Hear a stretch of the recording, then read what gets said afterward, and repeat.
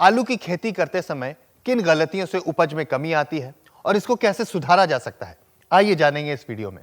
और यही नहीं, साथ में ये भी जानेंगे कि बुआई से लेकर कटाई तक आलू की खेती करने का सही तरीका क्या है। हमारे देश में 1949-50 में जहां आलू की पैदावार 1.54 मिलियन टन की होती थी, अब यही आंकड़ा बढ़कर 50 मिलियन टन से भी ज्यादा का हो चुका है। और इस तरह की उपज को हासिल करने के लिए हम कौन से उपाय अपना सकते हैं, आइए जानेंगे इस वीडियो में। सबसे पहले आती है मिट्टी की तैयारी। आलू की सफल खेती के लिए मिट्टी का सही होना बहुत जरूरी है। आलू को नाइट्रोजन, फास्फोरस और पोटेशियम जैसे तत्वों की जरूरत होती है। इनका फसल में अलग ही रोल होता है। जो नाइट्रोजन है वो आलू की हरी पत्तियों के विकास में मदद करता है, और जो फास्फोरस है वो आलू की जड़ों को गहरा और मजबूत बनाता है, और जबकि जो पोटेशियम है वो कंद की गुणवत्ता और उपज को बढ़ाने में मदद करता है। इसके अलावा जैविक खाद जैसे कि ऑर्गेनिक मैन्योर काफी महत्वपूर्ण होता है, इसलिए सेफेक्स की दवा बहार इन सभी कमियों को पूरा करेगा। बहार मिट्टी को एनपीके जैसी कई न्यूट्रिएंट से भरपूर बनाती है। एक ऐसी दवा है जो आपकी पैदावार को बढ़ाएगी, साथ ही आपकी मिट्टी को भी एक नई जान देगी। ये कठोर और बेजान मिट्टी को मुलायम और उपजाऊ बनाती है, जिससे कि मिट्टी की जल धारण क्षमता भी बढ़ती है। ऐसे ही कई लाभकारी गुण बहार के हैं। बहार के बारे में और जानने के लिए ऊपर दिखाए जा रहे लिंक पर क्लिक करें और पूरी जानकारी प्राप्त करें। अब आता है रोगों पर नियंत्रण। आलू की फसल में रोगों का आक्रमण सामान्य है, जैसे कि झुलसा रोग, पपड़ी रोग इत्यादि। झुलसा रोग को नियंत्रित करने के लिए आप इस्तेमाल कर सकते हैं सेफेक्स का हल्ला बोल या फिर पार्टनर। कई किसान पार्टनर के परिणाम से काफी खुश हैं, तो कई हल्ला बोल का लगातार इस्तेमाल करते आ रहे हैं। दोनों ही दवा उम्दा लेवल पर काम करते हैं और अगैती झुलसा एवं पछैती झुलसा दोनों को नियंत्रित करते हैं। हल्ला बोल एक ऐसा कवकनाशी है जो आलू के झुलसा रोग को भीतर और बाहर दोनों स्तरों पर नियंत्रित करता है।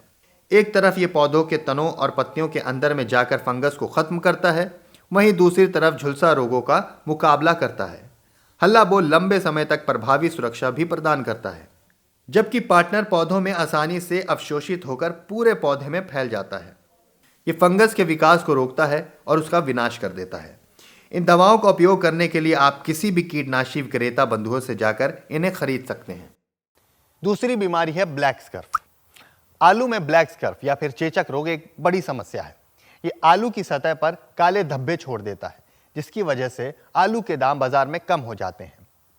सेफेक्स का शेल्टर इस समस्या का समाधान कर आलू को अधिक चमकदार और साफ बनाता है।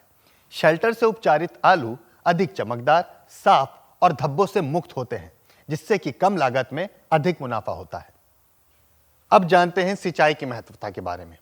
आलू में कंद के विकास के लिए मिट्टी में नमी का होना बहुत जरूरी होता है, लेकिन जब कंद बनना शुरू हो जाए लगभग 30 से 45 दिनों के बाद, तब पानी की अधिकता से बचें, क्योंकि ये कंद को सड़ा भी सकते हैं। इसके लिए आप ड्रिप इरिगेशन का इस्तेमाल कर सकते हैं। इससे नमी भी बनी रहेगी और कंद भी नहीं सड़ेंगे। इसके अलावा कुछ जरूरी बातें जो हमें ध्यान में रखना चाहिए। उन्नत और रोग मुक्त बीजों का चयन करें। दोमट मिट्टी में आलू की खेती करें, क्योंकि ये आलू के लिए बेहतरीन है। खेतों को अच्छे से जोतें और क्यारियों की तैयारी सही से करें, ताकि जल निकासी ठीक से बनी रहे। बीजों को 5 से 7 सेंटीमीटर की गहराई पर लगाएं। आलू को ज्यादा पानी की आवश्यकता नहीं होती, इसलिए सिंचाई का संतुलन बनाए रखें। इन सब बातों को ध्यान में रखकर आप अपनी फसल को अधिक स्वस्थ और मजबूत बना सकते हैं, और सेफेक्स का इस्तेमाल करके आप फसल की पैदावार को भी बढ़ा सकते हैं और मिट्टी की गुणवत्ता में सुधार भी ला सकते हैं। वीडियो अच्छी लगे तो लाइक और शेयर जरूर कीजिएगा, और हाँ, सब्सक्राइब करना ना भूलिएगा। अधिक जानकारी के लिए हमारे कस्टमर केयर नंबर 1800 102 3959 पर कॉल करें। धन्यवाद।